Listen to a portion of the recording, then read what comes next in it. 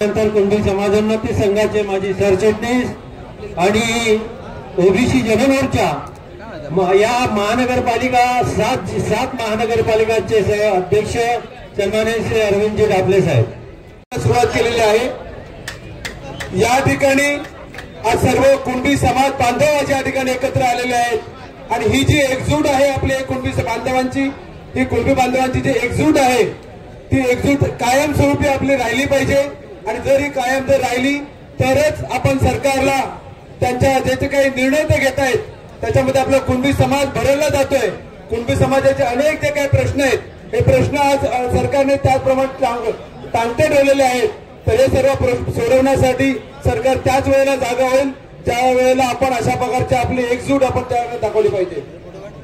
आज जर आपण पाहिलं तर जरांगेने केलेल्या मागण्यांचा सरकारने विचार करण्याची गरज फक्त त्यांना यासाठीच लागली कारण त्याची त्यांना भीती वाटली। जरांगे या ठिकाणी मुंबईमध्ये येऊन काहीतरी गोंधळ घालतील किंवा या ठिकाणी आपल्या सरकारला त्याच्यामुळे कुठल्या प्रकारे धोका निर्माण करतील या माध्यमातून सरकार त्यांच्यासमोर नमलेलं आहे, परंतु आपण अशा प्रकारची धमकी कधीही सरकारला दिली नाही आणि ती देण्याची आज गरज भासलेली आहे।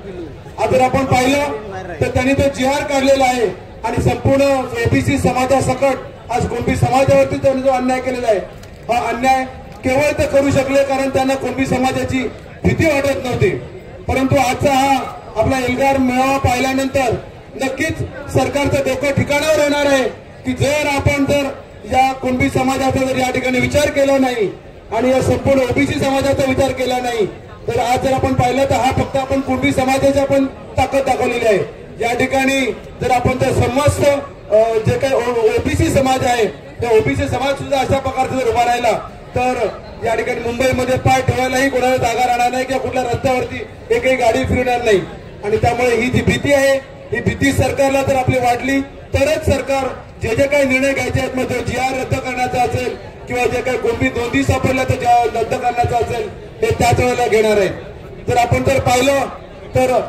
या ठिकाणी जसा दबाव आज मराठा समाजाच्या माध्यमातून सरकारवरती टाकला गेला तशा प्रकारचा दबाव आज आपण समस्त कुणबी समाजाने आणि संपूर्ण ओबीसी समाजाने आज सरकारवरती टाकायचा आहे तरच हे सरकार आपल्या समोर नमणार आहे। आम्हाला या ठिकाणी संधी दिल्याबद्दल ओढेचा धन्यवाद आणि सर्वांना या अशा प्रकारची एकजूट कायम ठेवा अशा प्रकारची एक विनंती करून मी इथेच थांबतो। जय हिंद, जय महाराष्ट्र, जय कुणबी। या ठिकाणी विनंती आहे सगळ्या प्रेसला, प्रिंट मीडिया आणि टीव्ही मीडियाला की या ठिकाणी प्रेस नोट 5 मिनिटाची होईल, त्याच्यानंतर पुन्हा ही भाषणं चालू राहतील। प्रेस नोटसाठी जे टीव्ही मीडिया किंवा प्रिंट मीडियाचे जे कोणी प्रतिनिधी आले असतील त्यांनी या ठिकाणी यायचं आहे, एक भाषण होईल त्याच्यानंतर आपण सगळ्यांनी ते कव्हर करायचं आहे।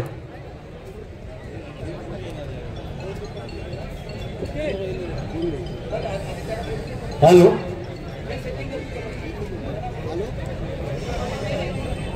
मला केबल दे, फक्त केबल दे, बूम ठेव आणि केबल दे।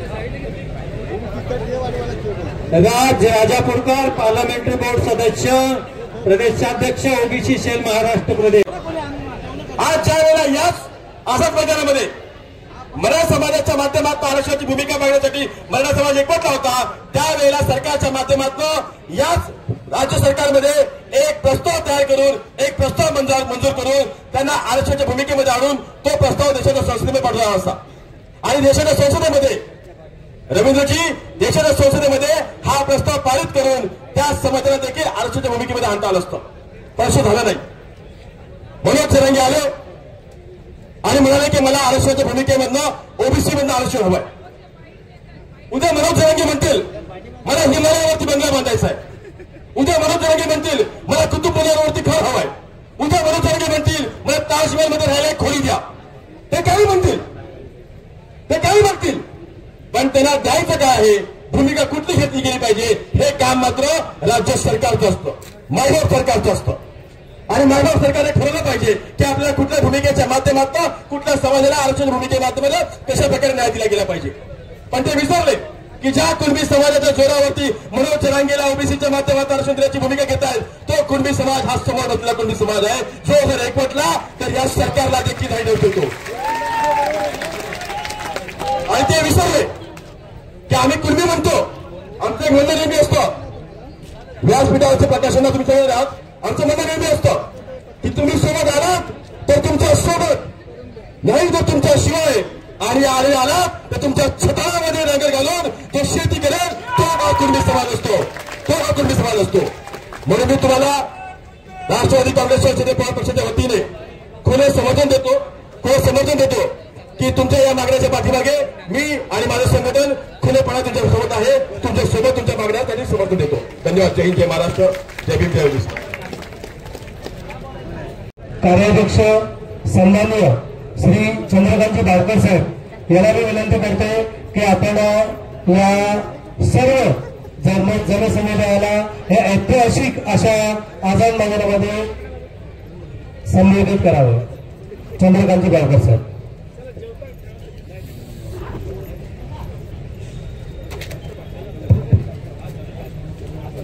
आतापर्यंत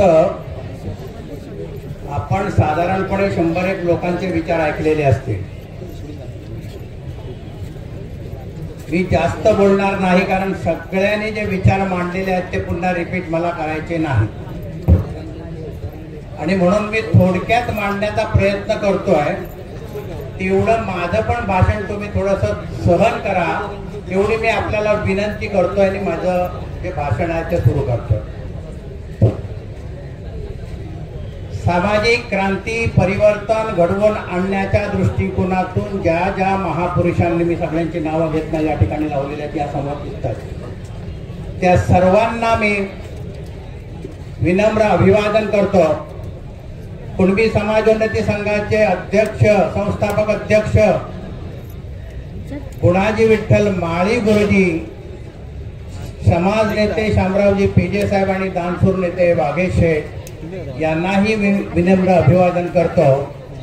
आणि आजच्या या मोर्चा ज्यांच्या नेतृत्वाखाली झाला त्यांचे ते आमचे अध्यक्ष अनिलजी नवगणे साहेब, ओबीसी जनमोर्चाचे अध्यक्ष प्रकाशअण्णा शेंडगे साहेब, आणि या विचारपीठावर उपस्थित असलेले सर्व मान्यवर. आज जो या ठिकाणी मोर्चा काढलेला आहे, हा मोर्चा काढलेला आहे ही सुरुवात समजा. कारण महाराष्ट्र शासनानं 2 सप्टेंबरचा GR काढून ओबीसींचं आरक्षण संपवण्यासाठी शेवटचा घाव घातलेला आहे. तेव्हा आपण जागं राहिलं पाहिजे, आणि याच्यानंतरचे जे आंदोलन आहेत ते आपण सगळ्यांनी मिळून, कुणबी ओबीसी सगळे मिळून आपण करायला पाहिजे. कुणीतरी जाब शासनाला विचारला पाहिजे, कुणीतरी जाब मराठा समाजाला विचारला पाहिजे. बाबा रे, तू स्वतःला कुणबी समजतोस, तुला आत्ता साक्षात्कार झाला. 14व्या शतकामध्ये मी तुम्हाला फक्त कुणबी आणि मराठा यांच्यामधला फरक सांगतोय. मी बाकीचे मुद्दे आहेत ते मी बोलणार नाही. 14व्या शतकामध्ये बहामनी सुलतानाचं राज्य आलं, आदिलशहाचं आलं, निजामशहाचं आलं, आणि त्यांच्या राज्यामध्ये त्यांना गरज होती म्हणून तुम्ही त्यांच्या लष्करी सेवेमध्ये तुम्ही दाखल झाला. मग केवळ त्यांच्या लष्करी सेवेमध्ये कुणबी दाखल नाही झाले, तर त्याच्यामध्ये सुतार होते, लोहार होते, धनगर होते, अनेक जाती होत्या. परंतु त्या ठिकाणी त्यांना लष्करी सेवेमध्ये घेतलं असल्यामुळे ते आर्थिक दृष्ट्या सधन झाले. त्यांना वतनदारी मिळाली, सरंजामदारी मिळाली, इनामदारी मिळाली आणि जमीनदारी मिळाली. ते सधन झाले आणि त्यांना अधिकार मिळाले. सत्ता आणि संपत्तीचा उपभोग ते जेव्हा घ्यायला लागले तेव्हा मूळ जी जात आहे, मग ती कुणबी असू दे, सुतार असू दे, लोहार असू दे, धनगर असू दे, ह्या मूळ जातीची प्रतारणा करून त्यांनी एक स्वतंत्र असा गट तयार केला.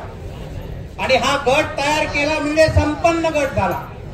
आणि त्यांनी स्वतःला मराठा जात लावून घेतली. आणि अशा प्रकारे या मराठा जातीचा जन्म झालेला.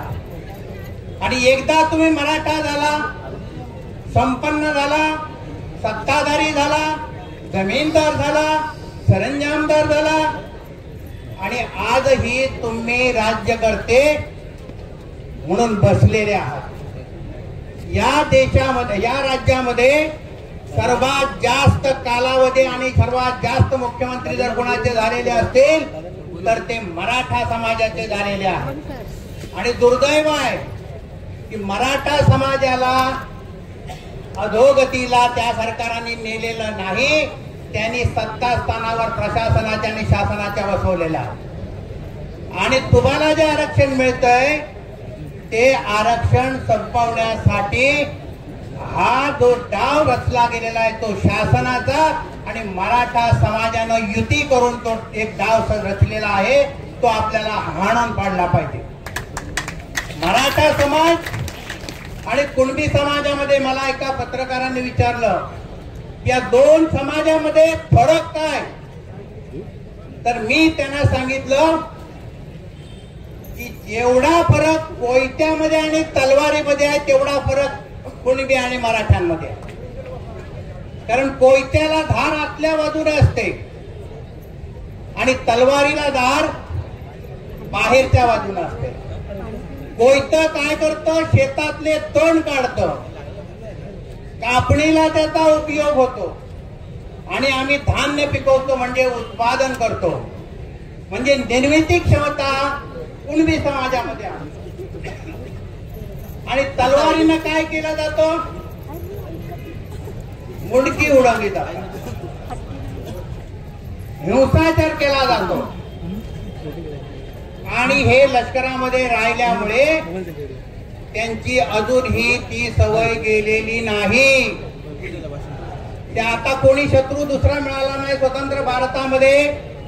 आता कोण पुढे यायला बघतायत, डॉक्टर बाबासाहेब आंबेडकरांनी ज्यांची तुमचा गायकवाड कमिशन म्हणतं एक आहे, त्यापूर्वीची राणे समिती म्हणते एक आहेत आणि आम्ही सिद्ध करून दाखवतो. समोरासमोर बसायचं, मराठे हे कुणबी नाहीत आणि कुणबी हे कधीही मराठ्यांना स्वीकारणार नाहीत, हे आम्ही समोरासमोर बसून त्यांना सांगू.